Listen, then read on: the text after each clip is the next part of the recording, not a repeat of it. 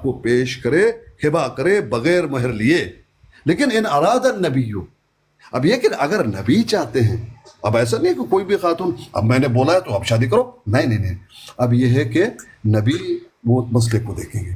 کرنا چاہتے ہیں ٹھیک، نہیں کرنا چاہتے تب بھی آپ زیادتی نہیں کر سکتے. اور نبی نے نہیں کی اس طرح کی کوئی بات. آگے اب اس میں یستنکحھا خالصۃ لک، خالصۃ لک من دون المؤمنین، یہ خاص آپ کے لیے مومنوں کے لیے نہیں ہے. کون سا؟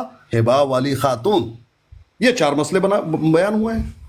زبردست. جی کیسر بھائی، یہ جو مہر ہوتا ہے نا، یہ تو ہوتا ہے عورت کی سیکیورٹی کے لیے. اسلام میں اس کو اس لیے مقرر کیا نا کہ عورت کی جو حفاظت یا اپنا مقرر کر کے وہ اپنا انصاف، جبکہ نبی علیہ الصلوۃ والسلام تو انصاف پہلے سے ہی انصاف دینے کے لیے آئے ہوئے ہیں، اور ان سے تو کوئی ایسی بات ہو بھی نہیں سکتی. اس لیے یہ اللہ تعالیٰ نے ان کے لیے خاص کر دیا، اور جبکہ دوسروں کے لیے اس کو مہر قرار دیا تاکہ عورت کی ایک سیکیورٹی بھی رہتی ہے، انصاف بھی ہے.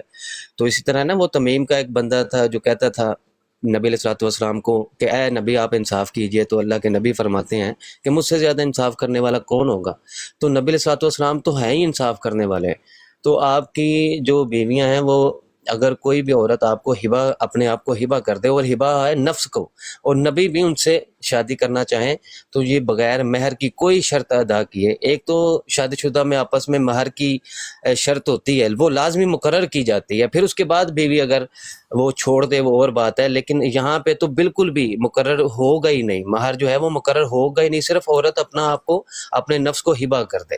تو یہ نبی علیہ الصلوۃ والسلام بھی آگے نبی سے وہ خواہش کا اظہار کریں، نبی بھی، کہ میں شادی کر لوں گا یا کرنا چاہتا ہوں، تو وہ نکاح مقرر ہو جائے گا، تو وہ حلال ہو جائے گا. یہ خاص نبی علیہ الصلوۃ والسلام کے لیے. سمجھ آ گئی بات کی. وہ اصل میں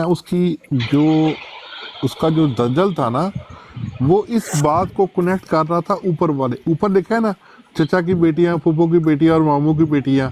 وہ یہاں سے ملک یہ صاحب، بات چکتا تھا اور نیچے سے یہ بات لیتا تھا کہ امت کے لیے نہیں. وہ ان 2 باتوں کو ملا کے کہتا تھا. یہاں پہ قرآن پاک کہہ رہا ہے کہ چچا اور بیٹیوں کی جو شادیاں ہیں وہ صرف نبی کی ساتھ ہو سکتی ہیں، یہ سہولت امت کے لیے نہیں ہے.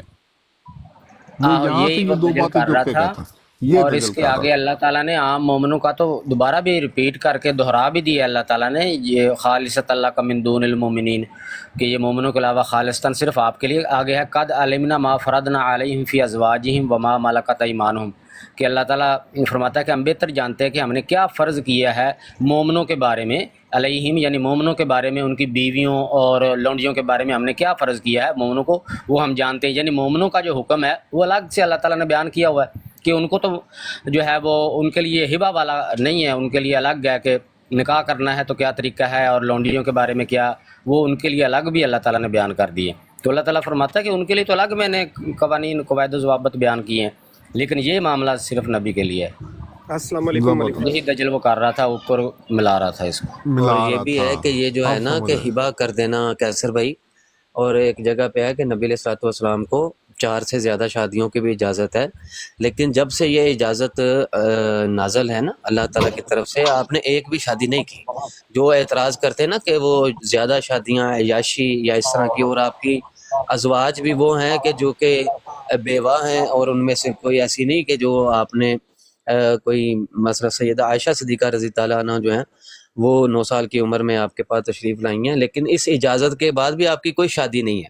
کوئی اس پہ اعتراض بھی نہیں کر سکتا کہ اللہ کی طرف سے اجازت تھی تو خوب شادیاں کی گئی ہیں، آپ کی ایک بھی شادی پھر مقرر نہیں ہوئی اس آیت کے نازل ہونے کے بعد بھی کہ آپ کو 1 سے 4 سے زیادہ کی اجازت ہے. ہاں تو اس تو سے آگے ممانعت بھی ہے نا، وہ نبی پاک صلی اللہ علیہ وسلم کے لیے ممانعت بھی اس سے آگے اگلی آیات میں ہے جو کہ ہمارے لیے نہیں ہے. اس میں اللہ تعالیٰ نے نبی پاک صلی اللہ علیہ وسلم کے لیے ممانعت نازل کی ہے کہ اب اس کے بعد آپ پر کوئی عورت حلال نہیں ہے کہ تم ان سے نکاح کرو یا ان کو تبدیل کرو، یعنی کہ ایک کو چھوڑ کے دوسری سے کرو. اب اس کے بعد اجازت نبی پاک صلی اللہ علیہ وسلم کے لیے نہیں تھی سوائے لونڈیوں کے. جی، اور بہت لونڈی اچھے کا بھی طریقے سے کنسیپٹ سمجھ. جو ہے نا وہ اسلام میں یہ ہے کہ جو جبکہ دوسری طرف سے یہ شرط عائد کر دی جاتی تھی کہ جنگ ہونی ہے تو جنگ کے دوران جو ہیں وہ آپ کے بھی قیدی لیے جائیں گے اور آپ کی عورتوں کو بھی لونڈی بنایا جائے گا، اور پھر ادھر سے بھی وہی شرط جو عائد ہوتی ہے. اگر یہ آج کیونکہ یہ شرائط نہیں ہوتی جنگوں میں، ورنہ آج بھی یہ معاملہ ہو، تو اس لیے اس طور پہ اس کو مال غنیمت کے طور پہ استعمال کیا جاتا رہا. اور لونڈی، اور جبکہ ان کی کنسنٹ مرضی ہوتی تھی، یہ نہیں ہے کہ ان کے اوپر جبر ہو رہا ہے کہ اگر کوئی قیدی عورت آ گئی ہے تو اس کے اوپر جبراً اس کو نکاح میں لے لیا. نہیں، جنگ میں آنے سے پہلے یہ رول طے ہوتا تھا اور ان کی مرضی ہوتی تھی کہ ہم جب جائیں گے تو ہمیں پتہ ہے کہ اگر پکڑ لیا جائے گا تو ان کے اسلام میں ان میں کیا احکامات ہیں، ان سے پھر ہمارا نکاح ہوگا، ہم ان کی بیویاں بنیں گی اور ہم سے وہ ہم بستری کر سکتے ہیں. یہ ان کی پہلے سے مرضی ہوتی ہے، یہ نہیں کہ ان کی مرضی نہیں تھی اور مال غنیمت میں وہ لونڈی آ گئی اور پھر ان سے نکاح کر لیا. نہیں، پہلے سے مرضی جو ہے وہ طے ہوتی ہے. یہ بھی اعتراض ملحدین اٹھاتے ہیں، تو اس کا بھی میں نے کہا چلو بتا دوں. بہت شکریہ، ملک صاحب جزاک اللہ السلام پیر صاحب، علیکم. مزہ آ گیا. بہت شکریہ. اور بھی باتیں کرنی تھی لیکن قبر پوجا بیچ میں آ گیا، میں نے چھوڑ دیا. نہیں پیر صاحب، مصطفیٰ جی آپ کر لیں بات، کوئی مسئلہ نہیں ہے.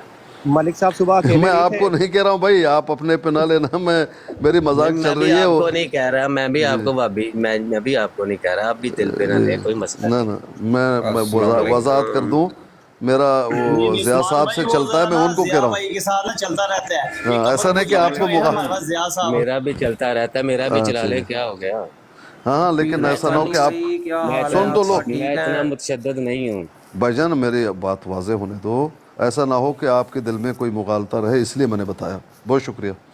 جی چلو وعلیکم آگے ضیاء السلام سرکار جی. بھائی پیر اسکانی بھائی کو ہم بڑا پرانا جانتے ہیں، آج سے نہیں، آج سے تقریباً کوئی 14-15 سال پہلے سے. تو یہ خود قبر پجے رہے ہیں بہت بڑے، مزاروں پہ جناب جا کے باقاعدہ لنگر لائن میں لگ کے لیا کرتے تھے، لنگر لائن میں لگ کے لیا کرتے تھے.